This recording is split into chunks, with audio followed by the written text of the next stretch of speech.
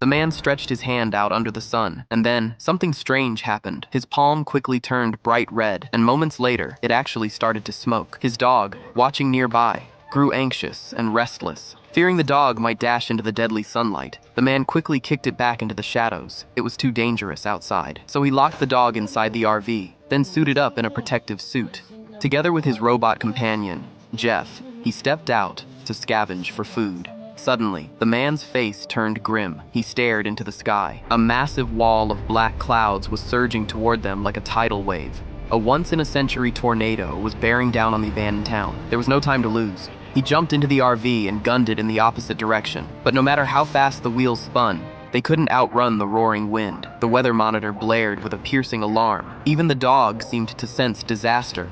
In a desperate move, the man slammed on the brakes. He and Jeff leapt out and rushed to the toolbox.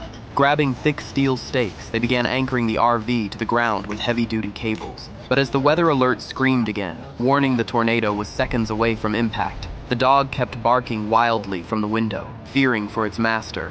The man was driving in the last stake when his strength suddenly gave out. He nearly collapsed. Jeff caught him just in time. Then, with his iron fists, he slammed the stake deep into the ground. But the delay had cost them. The storm was now almost on top of them. Stumbling, the man rushed back into the RV, leaving Jeff to finish the job.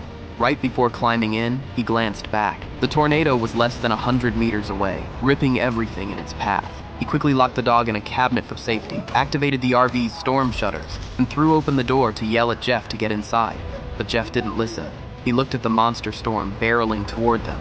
And instead of running, he bent down again to reinforce the final cable. Only when the twister was nearly on top of him did Jeff finally bolt for the RV. The door slammed shut just in time. The tornado struck. The man clung to his seat, knuckles white on the armrest, trusting the stakes they'd driven into the earth. But the cables on both sides snapped within a second. Chaos erupted inside. Then the rear cables gave out. The 8-ton RV was yanked into the air and tossed like a toy, spinning wildly in the storm. But just as quickly as it came, the tornado vanished. With a thunderous crash, the RV slammed back to the ground. Amazingly, everyone inside was still.